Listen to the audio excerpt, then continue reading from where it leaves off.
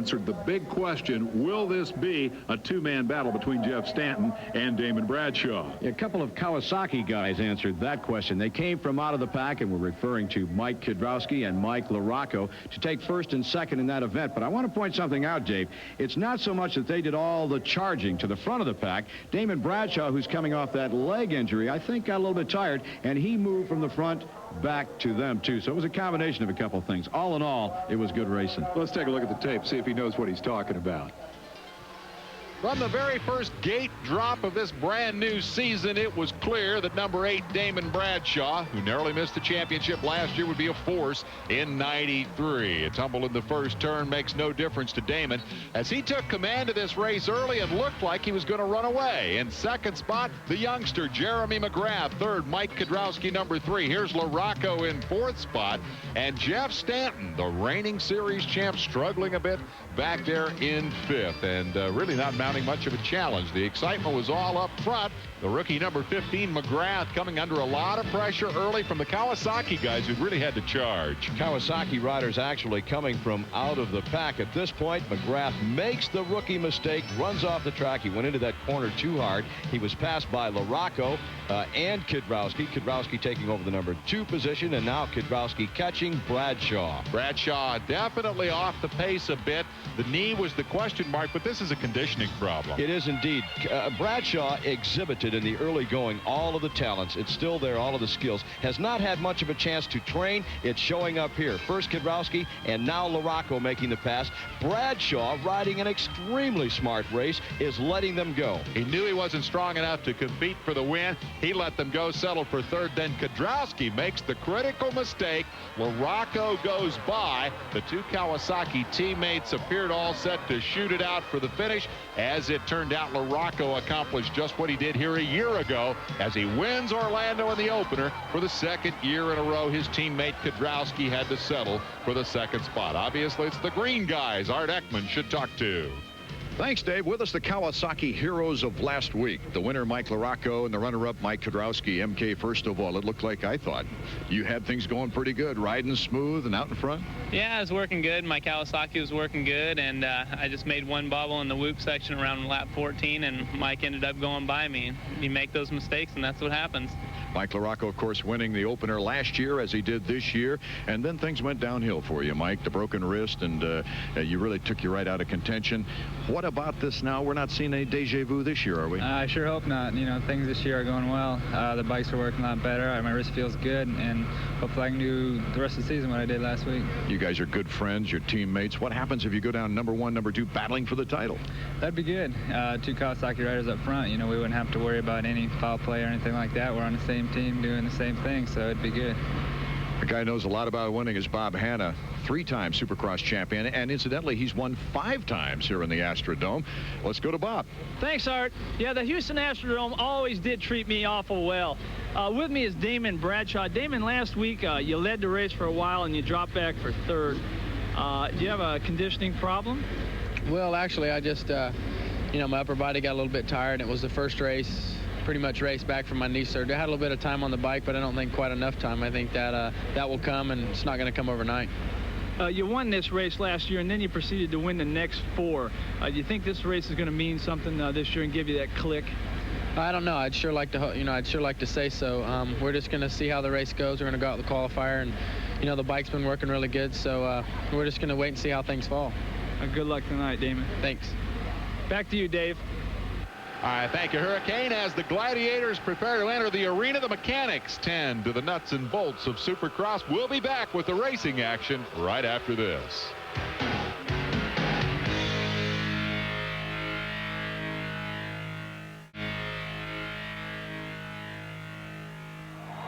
We noted that this is the largest Supercross crowd in Texas history. More than 44,000 fans have jammed the Astrodome to watch these men do battle this evening.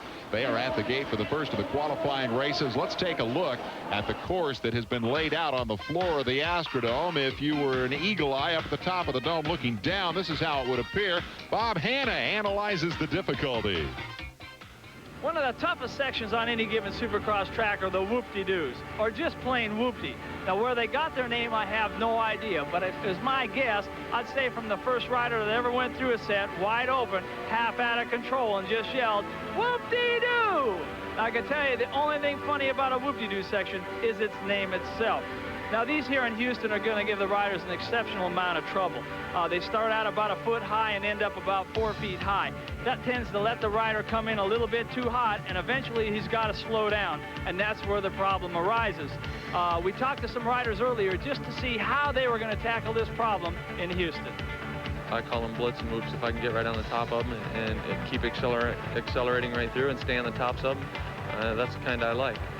But and then there's whoops that are you have to time. You have to jump 2 and 3 at a time, and I've been working on that. And I'm getting quite a bit better at that. So myself, I'd prefer the ones that get right on and you have to hang on to that bike and not be afraid of the bike or the whoops. And that's what I like the most. Depends on if they're high speed or if they're timing. A lot of it is actually in the setup of your bike, as we found out through the off-season last year, and compared to this year, it's just so much easier with the bike set up a lot better. So the setup is real important, but it's also the body positioning on the bike and hanging on. There's always different size whoops, smaller ones, big ones at tracks, so you kind of got to figure out, if it's faster to just go wide open through them and try to blitz each one, hitting, making the bike rock, or just like double, triple, something like that. So it kind of just depends on the race course and stuff. So, yeah, you got to look at that. They make it sound so easy. In a moment, we'll see how difficult, in fact, it is to navigate a course as challenging as this one in the Astrodome. Up and coming are the heats. The first 2 qualifying races will transfer the top 4 riders directly to the main event. Non-qualifiers go to the semis. Top 5 move up from each of those races. Last chance qualifier will round out the main event, moving 2 riders in. And that means that the top 20 competitors here this evening will go 20 laps for the money and the glory in this second round of the Supercross Championship. Let's take a look at the highlights of the first heat. Drop of the gate, charge to turn 1. Into the lead goes Eric Earthquake Kehoe on bike number 22. You see the 8 of Damon Bradshaw, kind of a mid-pack start, and that was one of the keys to what would be a very exciting race. All of the really tough riders, the factory guys, got off in about the same positions. They were well behind the leader, so they worked forward, they worked toward the front. They all got there about the same time, and that, Dave, is like you say, what made it interesting. The early order: Kehoe, Kudrowski, number 3, and Guy Cooper, the ever-spectacular number 7 on the Suzuki. Watch Bradshaw as he comes roaring through the traffic. He's around Larry Brooks. He sets his sights on Denny Stevenson. Through the whoop-de-doos that Hannah talked about, Bradshaw appeared for a moment to have the rhythm and then couldn't complete the pass. And so Stevenson holds on to the spot. Bradshaw at this point in 5th. Up front, the bobble by Kehoe. A little tap in the back from Kudrowski, and a change of leadership as Kudrowski goes to the front. Cooper now 2nd. Here is Bradshaw working the outside this time on Stevenson and makes the pass quickly. Sets up Kehoe, who has lost his rhythm a bit as a result of that bobble. And now we're set for the showdown. Bradshaw at this point up to 3rd and looking strong. But watch now as number 9 Larry Ward makes one of the great saves in history. How did he keep that motorcycle upright? Well, the problem occurred in the corner. He hit that little jump at an angle. He was leaning the wrong direction. Look at this. He totally turned it sideways. I can't believe that he just didn't flip-flop. I can't explain how he saved it. Defying all the laws of physics, Larry Ward loses positions. Now Kudrowski is in trouble, and Cooper goes to the lead. Hey, it isn't over yet. Cooper, number 7, out front. Kudrowski jams him in the back, trying to get back around. Meanwhile, Bradshaw coming on like a freight train, and it's a 3-man battle. Kudrowski out of control. Cooper takes the lead. Bradshaw the loser in that altercation, but they continue to just run over the top of each other with a lap to go. 4 riders make it to the main. All 3 of those guys are in. I think we're looking at a little bit of pride here, and Bradshaw saying, hey, you think I'm not tough? You think I'm not back? Watch this. He cuts Kudrowski off. That'll put him into 2nd. Kudrowski had nowhere to go and thus lost his chance to challenge, and now Bradshaw goes after the lead. Cooper on the outside, Bradshaw on the inside. The book says Bradshaw's got the line, but he's a little sideways in the air, and Cooper just cut him off. I don't think sideways, upside down in the air. Cooper was going to take that wheel away from him, and he did it. Cooper has a huge following here in Texas. He's from Oklahoma. All his fans come down to see him win, and when he did in the first qualifying race, one of the most dramatic heat races we've seen in Supercross. Bradshaw having a word with Kedrowski after it's over. Pat on the back would seem to indicate that he's thought it was a good ride. It was certainly exciting to watch. Cooper, Bradshaw, Kedrowski, and Emick go to the main. Let's hear from the winner. Guy Cooper, we were talking earlier today about you've almost won a few Supercrosses. Did you think the night's tonight? Well, I sure hope so, Bob. I got off to a pretty good start that time, and I just hope I get that kind of start in the main. Riding like that, I don't think it'll be a problem if you do get the start. But what if you have to come from the back? Do you think you can on this track? Well, I didn't get to pass too many people that time, but I got a few different lines than everyone else, so if I don't get a good start the last 10 laps, maybe I'll find some places to pass. Good luck in the main. Thanks, Bob. All right, Cooper's obviously proud of that ride, and rightly so. We go to the second qualifier, which includes number 15, Jeremy McGrath. He gets a whole shot. Can he hold on to it as they funnel through the first turn?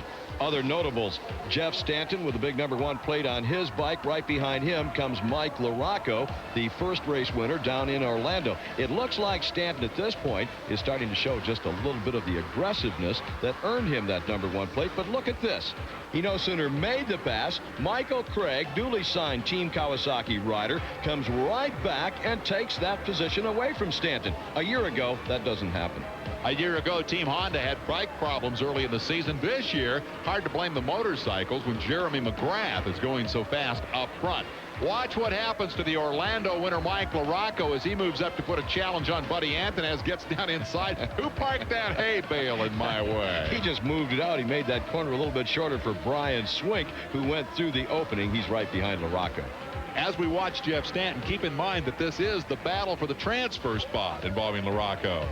4th place goes to the main. 5th place goes to the semifinal. So there is the pass. LaRocco now is safely into the main. And here comes Brian Swink to move someone out of the way. Swink, of course, is a 2-time 125 regional champion, as is Jeremy McGrath. In the 250 class, McGrath has certainly had the better of it. Swink right now out of a transfer. Notice how they're kind of accordioning together here. Accordioning? Can I make a verb out of that? I think so. Craig under attack from Jeff Stanton. That's for second spot. Stanton finally gets things gathered together and makes a key pass. Meanwhile, behind him, LaRocco is closing in on Craig, now his teammate on Team Kawasaki, in the race for 3rd and 4th.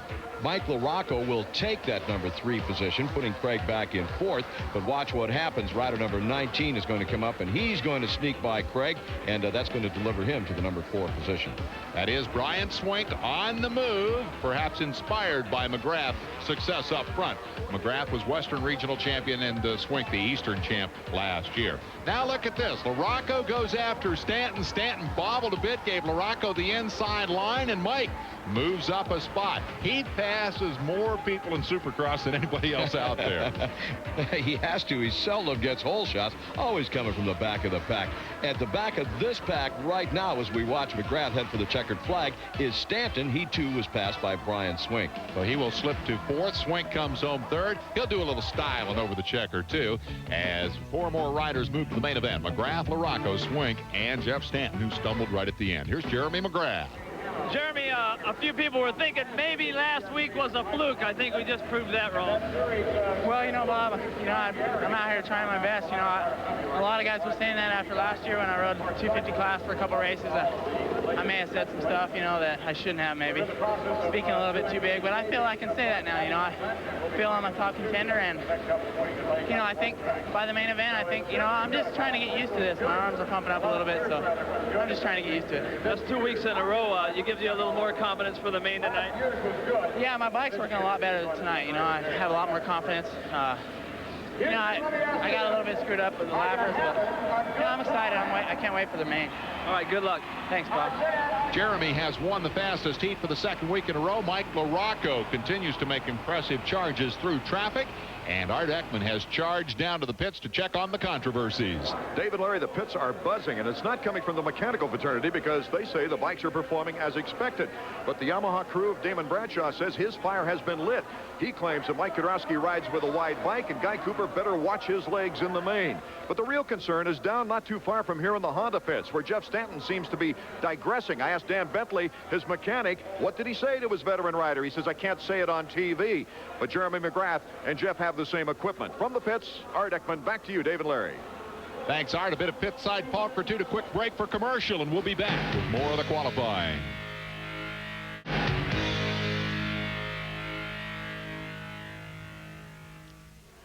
Back in the Astrodome, this is Koji Okawara, unique among the 70-odd riders who tried to qualify here today. Art Ekman has his story. Suzuki, Honda, Yamaha, Kawasaki.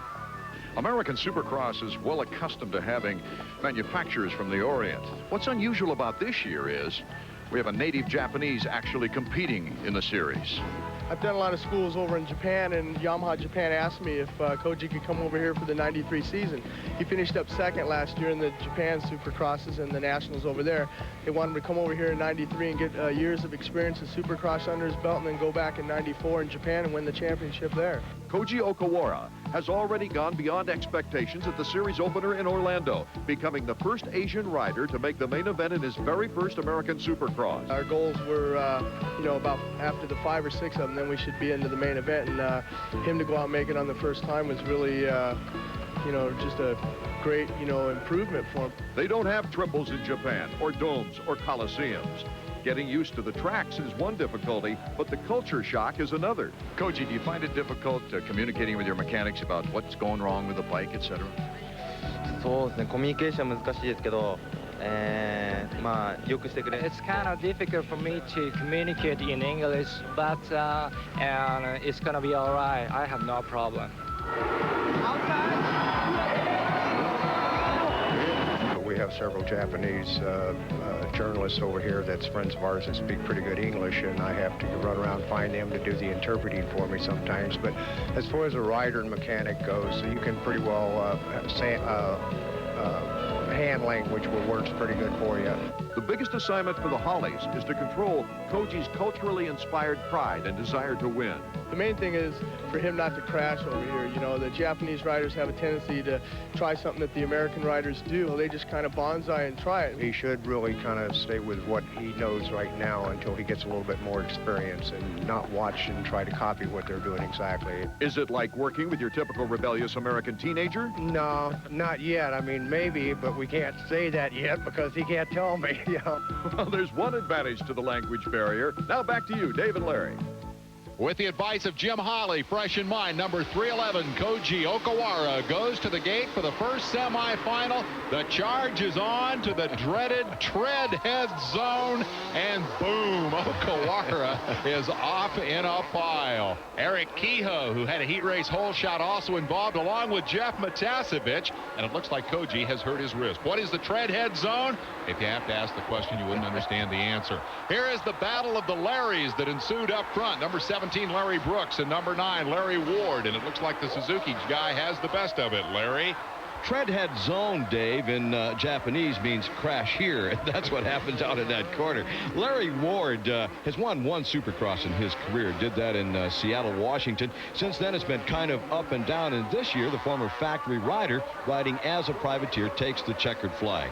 Check the rest of the qualifiers as number 17, Brooks, comes home second. Matasevich survived treadhead zone trouble to come back for the transfer. Here's Larry Ward. Larry, you were in qualifying position in second place, yet you laid it all on the line to get in the lead. Was it that important? No, I just wanted to get out there by myself and check out some lines. Larry Brooks rode a good race. I don't know if he screwed up and went a little wide or if he was trying to take me out, but he rode a good race too. I just wanted to get out front and look at the track over for myself for the main event. You have some confidence for the main? Oh, definitely. You know, my Suzuki's running real good, and as long as I can get a good start, I think I'll be right up there in the winner's circle. Good luck. Thank you. All right, we move on to the second semifinal with the drop of the gate. Number 21, Lamson, headed for turn 1. Looked like Sean Kalos, number 47, had the advantage, but as they skittered out of the corner, it was Lamson who grabbed the spot. Coming back from his broken leg last year, Lamson's moment of glory didn't last very long. Watch what happened. He cased that jump, broke his rhythm, tipped over on the next one, and Kalos had the lead that he thought he had in the first place. Looked like he was trying to break his leg again. again. So Lamson, who many feel is one of the champions of the future in this game, has to start all over again. And that's going to make it very difficult for him to transfer. Up front, Michael Craig, number 24, comes through to the lead over Kalos despite a bobble. Kalos, monkey see, monkey do, tips over himself and puts himself in a difficult spot in terms of moving on to the transfer. He now has to race with Buddy Antunez, and that's the battle for second and third. And in that second semi, it was about the only battle going on. Rider number 47, Sean Kalos, Buddy Antunez, they're going to finish in that position because look what was out front. Michael Craig, he just kind of rolling up to the checkered flag. Little styling across the finish line jump for Craig as he heads for the main event. Kalos a solid second over Antunez, and rounding out the transfer spots were Cliff Palmer and Keith Johnson. Michael Craig has this to say. Michael, we talked to you last week. You said this new factory ride, you're a little nervous. You didn't look very nervous out there tonight. How was it? Oh, it was really good. You know, the first heat race, I got a second place start, and I started riding really defensive. Those guys started taking all the inside lines and kind of scared me. I thought I was going to get stuffed, and I didn't want to get stuffed, so I kind of just rode really defensive out there, and I got beaten, you know. But this race here, I got by the guys. Felt good, looked at some new lines, and ready for the main. I think the offensive is the way to go, don't you think? Go for it and make your own race. Exactly. You know, the first race I didn't do that, and you're right. You know, that race there, I went out and I felt good. Didn't get tired and looked for new lines. Good luck. Thank you very much, Bob. All right, congratulations, Michael Craig. Make it official. Eric Kehoe and Steve Lamson, who have both been on the ground tonight, finished 1-2 in the last chance qualifier. They'll go to the main event. 125s are up and coming at the Houston Astrodome. As the 125 championship main event goes to the starting gate, we'll go to Art Ekman, who explains the significance of what we're about to see.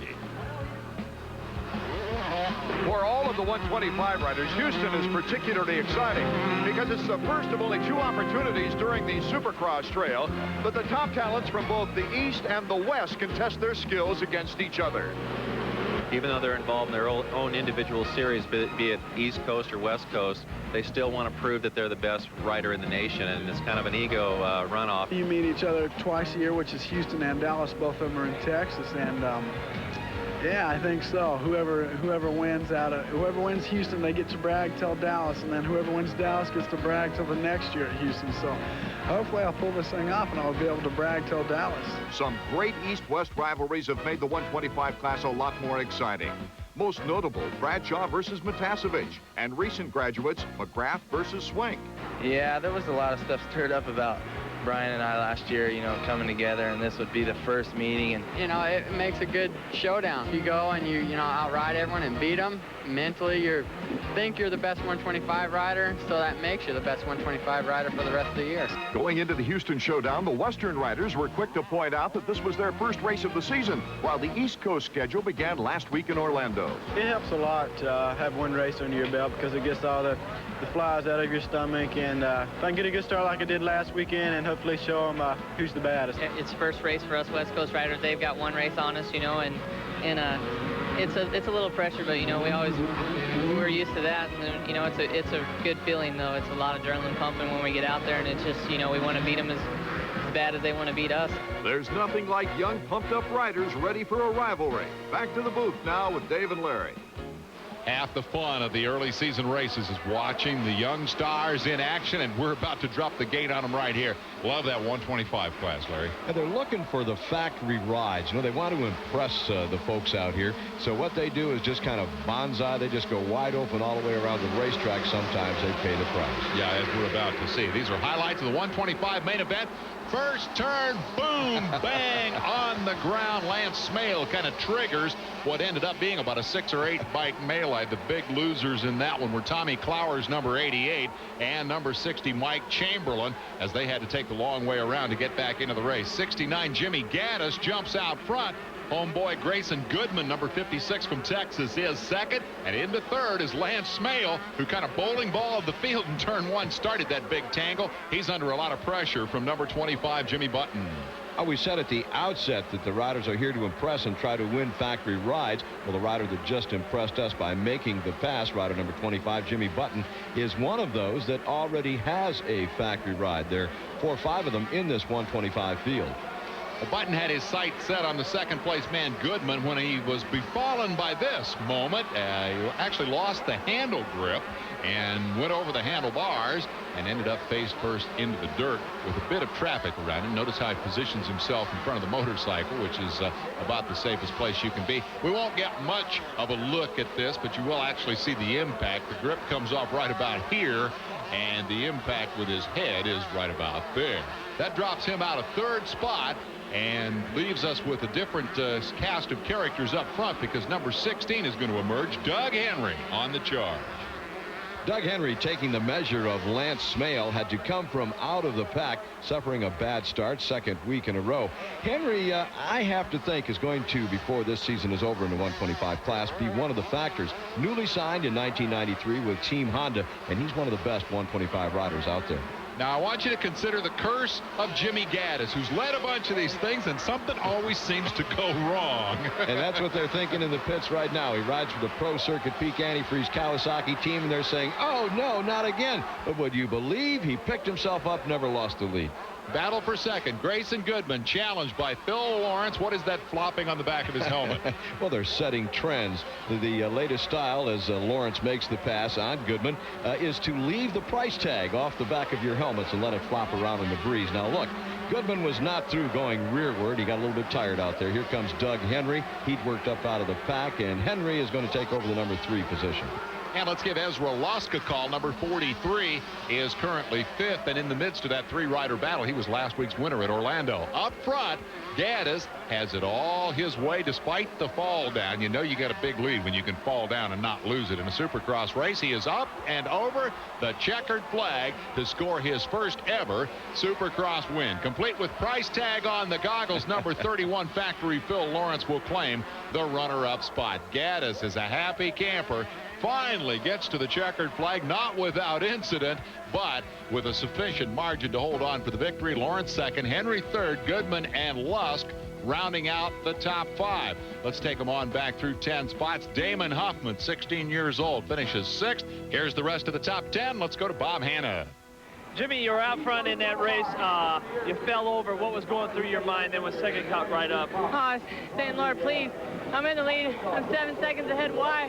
Why me? And I said, I got to get my head back on. You know, I have to get back in the race. I had to ride smooth, and I did it. You know, my Pro Circuit Spitfire Kawasaki was running great. Mitch Payton, all them guys for helping me. I just appreciate them. Thank them a lot, and I'd like to thank the good Lord Jesus Christ for keeping me safe. Did you have any fatigue when you fell off, or did you get right back after? I got right back at it, but I was tired. You know, it takes a lot out of you. You're nervous. You get back up, you know you're in the lead. You thought you just blew it. I had to put my head back on. A good ride, Jimmy. Thanks. We mentioned at the top, riders from the East and Western region both did battle here. And clearly, the Western region has come out on top as number 31, Phil Lawrence, grabs the second spot. And he's trackside with Art Ekman. Good hard, bud. Phil, East Coast riders had a race on you guys, but the Westerners showed up 1 and 2. Yeah, Gaddis is a really good rider, and I knew I could beat them guys. I just had to do it, and Gaddis came out with a better hand, and I congratulate him. He did a good race. You got a tough start, but second place is a good point situation now as you look to the rest of the season. Yeah, it's really good. I'm going into Anaheim next week with second place points, and I'm real happy with that. I wanted to be on the podium tonight, and I did, preferably first and west, but got us a really good race. And, well, it looks like it's going to be a good rivalry out west. Yeah, it should. It should be a really good ride. We will be crowning champions on both sides of the country. Let's take a look at the standings. In the East, Doug Henry with third tonight takes the lead over Ezra Lusk. There's the rest of the top 5. Out west, Gaddis has a narrow advantage over Phil Lawrence. When we come back, we're going to turn our attention to the 250 class. The 125 Champagne celebration is underway. The main event is next up.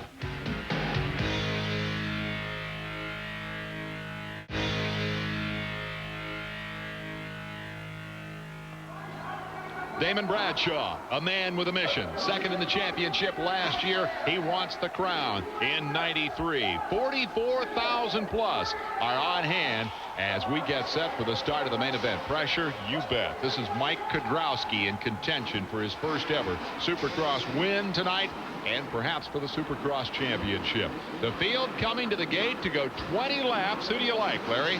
Out of left field, you ask me a question like that. I like LaRocco, I like Stanton, I like Bradshaw, I like McGrath and Kidrowski.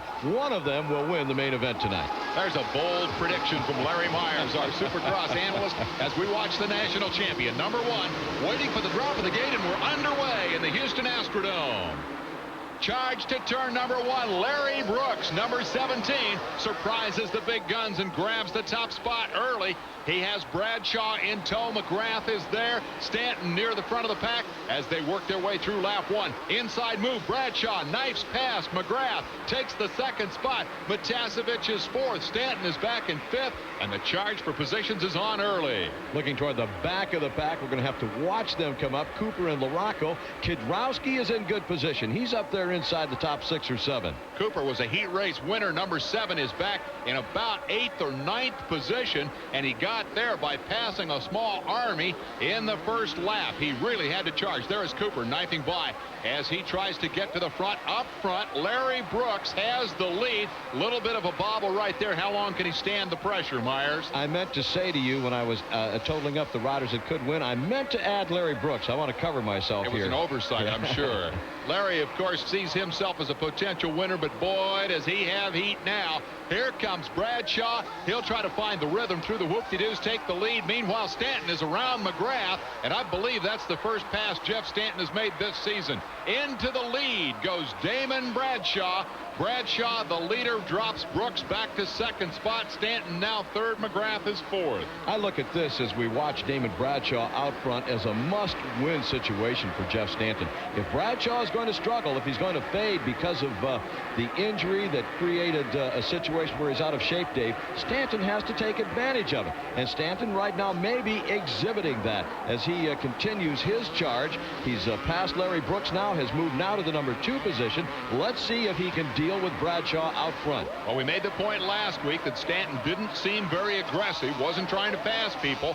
Tonight, the opposite seems to be true. He has come from 5th to ride 2nd in the early going of the Houston main event, and you're exactly right. Damon Bradshaw is bullet fast. If he has a weakness in terms of physical condition, such as we saw last week in Orlando, definitely Stanton needs to take advantage. All right, here's your position battle as McGrath moves up. Brooks appears to be headed for the back. McGrath is now into 3rd position behind his teammate Stanton, and Brooks will next fall into the clutches, I believe, of Jeff Matasevich as the scramble for the top 5 continues. Boy, McGrath has been impressive for a first-year 250 rider. Rookies are not supposed to be consistent. They're not supposed to be fast. They're not supposed to be at the head of the pack. I guess no one told Jeremy McGrath. We'll be back with more from Houston in a moment. At the tail end of the top 5, we are about to see a brawl, ladies and gentlemen. Number 7, Guy Cooper, the sentimental favorite and the most sensational man in the Astrodome, is on the move. We'll see why they call him airtime. And you'll see why he has to be the number 1 favorite among fans all across the country. Look at this guy go. He's jumping further. He's jumping higher. He just never stops. He just took the measure of Jeff Matasevich, and he's not through yet. This guy just is spectacular. That moves him into 4th spot. Now, he started about 10th or 11th. He had to pass a lot of people in the first couple of laps, but Cooper right now may be the fastest man on the racetrack. He has a tremendous amount of ground to make up to get up with the top 3, but he is definitely charging. And the Oklahoma Army, who have come down south across the border to Texas, are certainly enjoying every moment of it. He finished 2nd here a year ago, and he really likes to race in Texas.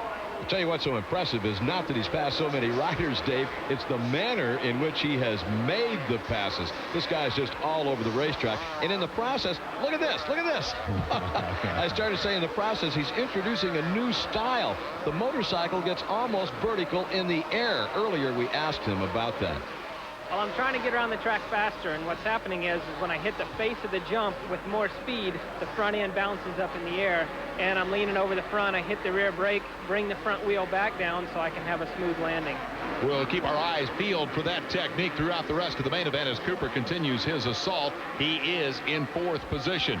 And fifth spot may be about to change. Indeed, there is the pass. First call of the night for Mike Kudrowski, who has passed a lot of people to get inside the top 5. He passes Jeff Matasevich there, and you get just a glimpse behind him of number 5, Mike LaRocco, his teammate, by my count 9th, up from 17th at the end of the first lap, but definitely on the move. Kudrowski cracks the top 5 for the first time tonight. He was the runner-up a week ago at Orlando, and he quickly begins to open up the separation on Matasevich, who in turn, now here's LaRocco making a move. He comes inside Larry Ward and picks up another position, and LaRocco may not have been pretty, but he got it done. Well, as spectacular as Guy Cooper has been, I want to give equal call and equal credit to LaRocco. He's come from further off the pace and actually is riding faster now than anyone on the racetrack. He is really hauling the mail. Once again, takes the position, takes the line, and moves around Matasevich. Give him 7th spot now as Mike LaRocco makes 2 quick passes. Next in his sights is number 19, Brian Swink. LaRocco on the move. I don't know anybody in the game who can charge quite like this guy. When he gets that fire in his belly, he's tough to stop. Well, you mentioned that earlier. He's passed more than anyone in the game of Supercross. And the reason is he traditionally gets bad starts. When he does not, he does well. Got a decent start a week ago, won the season opener, and there is no question in my mind, should he have had a good start here in Houston, he'd been up there banging bars with Bradshaw for the win. Here's the move on Swink. He's got the inside line. Swink powers back hard around the outside. Swink, a youngster, new to the 250 class. He rode a handful of races last year when he wasn't defending his 125 championship. Let's mark Bradshaw's progress up front. No sign of the fade here tonight. He seems strong. A week ago, his upper body strength left him late in the race, and he surrendered to the Kawasaki team and settled for 3rd spot. I think a big difference between tonight and 1 week ago is Bradshaw got himself out front, and he kind of put himself on cruise control. In Orlando, he kept right on charging, trying to widen that gap, and paid the price. We'll be right back. The Astrodome, and look what's happened. Jeff Stanton, who hoped to go challenge Damon Bradshaw, has fallen about 6 to 7 seconds behind the leader and directly into the clutches of his teammate Jeremy McGrath, number 15, and perhaps most significantly, the ever-charging Guy Cooper, number 7, who is after McGrath with a vengeance. Look at the wild man up over that tabletop, banging into everything in sight. He makes the pass on McGrath. Jeremy says, I'm not going to get anywhere close to that old man. I think that probably that's the smartest thought that Jeremy McGrath ever had. Cooper is casing that Suzuki on just about every jump. The reason he's jumping too far often, he's just got so much adrenaline going, and he's coming down wrong. I don't know how he is still upright. It's unbelievable. The guy is just remarkable. He is the oldest rider out there. At the age of 31, he attacks the racetrack like a 16-year-old kid. He has Jeff Stanton in his sights, and believe me, 44,000 fans are going crazy there. He did it again. He did it again. I can't believe that he's able to survive. The amazing thing is that Cooper doesn't really crash very often. He is coming off a broken leg from last year when he had a major tumble at an outdoor race, but for the most part, Cooper is not a crasher. He is just spectacular to watch. He continually on that jump is casing the motorcycle. Now, what we mean when we say casing it is actually the cases, the bottom engine cases, come into contact with the ground. And that happens, Dave, because he jumps too far. The front wheel goes over the lip of the jump, and it just goes wham, bang. There's no suspension to take the impact. And in Cooper's case, it could very well be intentional. Oh, and he bashes the hay bale. He didn't shut off a bit. Would you look at this? He is right back on the gas. Watch this. He is out of position. He's almost off the track. He knows it right about now. Man. And all he does is grab a handful of throttle and head for the berm in the sand. Hey, when you know you're in trouble, keep the gas on. Maybe the horsepower will pull you out. Good thing Stanton kept. Oh, he did it again. Cased the jump. Oh, and look what happened. This time he's got the inside line as a result. He may make the pass right here. Cooper has position. Cooper puts the pass on Stanton in the most unorthodox Let me tell you what happened. styles. Stanton is listening to the huge crowd here in Texas just roaring every time Cooper makes a move. He says, what's going on? So he turned around to watch. He didn't want to miss any of this action. Maybe the most noteworthy thing about Cooper is he does all this stuff on purpose. If one line isn't working, he'll change it. If a technique isn't working, he'll do something different. He is the most radical guy out there, and tonight it has paid off in spades. He has taken over 2nd spot from Jeff Stanton. And I guess the sad thing is that Bradshaw's so far gone, I don't think Cooper can catch him. I'd love to see those two tangle tonight. If he had gotten the whole shot, who knows? I don't know that he would have ridden as hard as he's riding now, but it would have been an interesting matchup. We're going to see it before the year is over. Cooper is looking so hard for a win this last, what might possibly be the last season in his career. But look at the gap between himself and Bradshaw as Cooper continues to explore every inch of this racetrack. +5 is the indication to Damon Bradshaw, and the note that it is Guy Cooper now and not Jeff Stanton who is in pursuit, and that probably strikes a bit of fear. Let me point something else out to you, Dave. You notice Brian Lunas was not smiling. I think that probably he's saying to his rider, Cooper is coming. You know what that means. If he gets there, get out of the way. So here he is, second, third, and fourth. Number 7 is Cooper. Number 1, Jeff Stanton. Behind them, Jeremy McGrath, who had been second early on and continues to impress as he runs in the top 5 again tonight. We're back at the Houston Astrodome, where Jeff Stanton does not want to surrender. Second spot to Guy Cooper. Cooper is hanging on to the position for the moment. Here's 4th and 5th. Mike Kudrowski trying to put some kind of move on number 15, Jeremy McGrath, who bobbles, opens the door, and Kudrowski says, thank you very much. That's a rookie mistake. One more time. He made it a week ago in Orlando, Florida, to allow, as a matter of fact, that same rider to go through that door, making it again here. That bobble, Kudrowski quick to pounce. He takes over the number 4 position. And remember, he came from deep in the pack to do that. That will drop McGrath to 5th, and Mike LaRocco is now the 6th place man as Bradshaw hits the cruise control up front. Cooper is about 4 to 5 seconds back, and Stanton another second behind Cooper as the top 3 are pretty well fixed. Kudrowski is in fact closing a little bit on Stanton, but the laps are running down, and I have the feeling, Larry, that we may have our top 5 all set as we move into the final circuit. It would appear so. Bradshaw has been, as you pointed out, cruising for the last several laps out front, and I don't think Cooper can go any further than he has already gone. He's still trying. He's not given up, and he's still amazing the crowd. But it's this man who has come back now to win this race for the second year in a row, excuse me, and to maybe put aside the question of his leg, maybe to put aside the question of the physical conditioning. I want to ask you about that. Is there that much difference? Can 1 week make that much difference in his physical condition? I don't think so, Dave. Bradshaw says that it is pure conditioning. I think that part of it was mental. You know, the leg is there. He's got to think about it, and in his mind he's saying, is it going to hold up? If I jam it in the ground, is it going to be okay? He tested it a week ago. He found out it is okay, and I think he's ready to rock and roll. Well, remember, it was this race last year that started a string of 5 in a row for Damon Bradshaw. Tonight, he has won it again, and he's hoping for just that kind of a streak again in '93. Cooper up and over for second, equaling his career best, and that's the second year in a row he's been the runner-up here in the Astrodome. The Okies really enjoying it as they've flocked into the grandstand here this evening.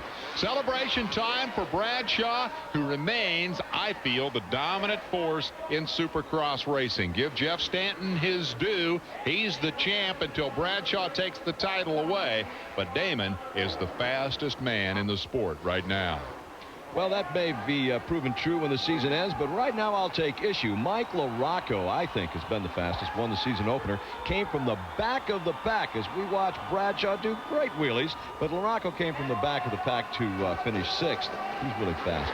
Yeah, okay. Well, maybe we'll see him head-to-head next week. I still like this guy. Bradshaw takes over the point lead in spectacular fashion. We'll be back to hear from him.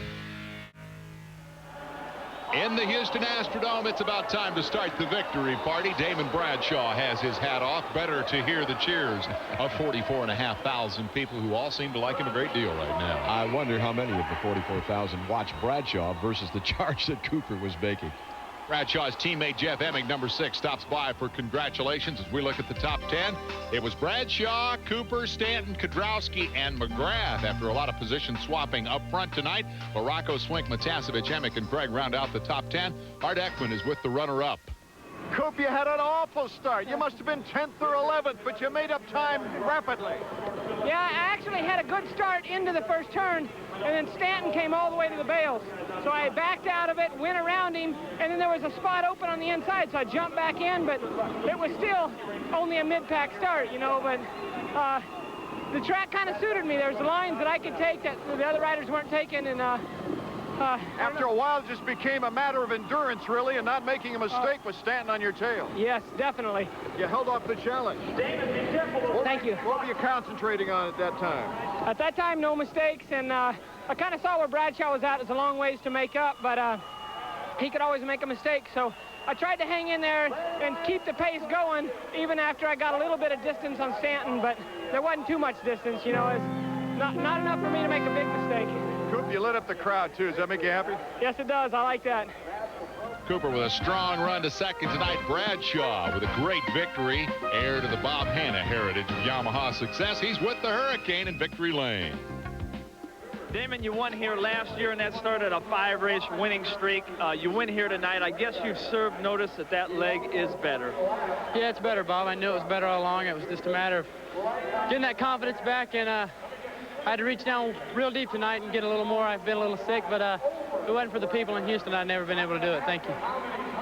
You get a little tired like that. What are you thinking out there when you need to pull out a little bit of a lead and you're tired? Do you think, I don't want to throw this race away here, I might drop back a little bit? Well, you just think how bad you want to win, and all those thoughts I had running through my mind when I was laying in the bed with my leg up in the air, and it all came out tonight. A good ride, Damon. Thank you. A good ride and an excellent result in terms of the championship standings. It is exactly what Damon Bradshaw was looking for here this evening as Brian Lunnis, the mechanic, congratulates him. Take a look at the series standings. Bradshaw moves to the top of the heap ahead of Larocco and Kedrowski. The teammates tied for second. Cooper is fourth. Jeff Stanton now 9 points out. Larry, will this be the start of another Bradshaw win streak? Well, no one can predict something like that. I would say that Bradshaw is so much more mature than he was 1 year ago. The way he let the guys go in Orlando to regroup and just see what was going to happen. The way he took the win out here today and coasted. Bradshaw is going to be tough. We'll be back at Anaheim next week to see if indeed a Bradshaw streak is in the offing. For Larry Myers, Art Ekman, and Bob Hanna, I'm Dave Despain. So long.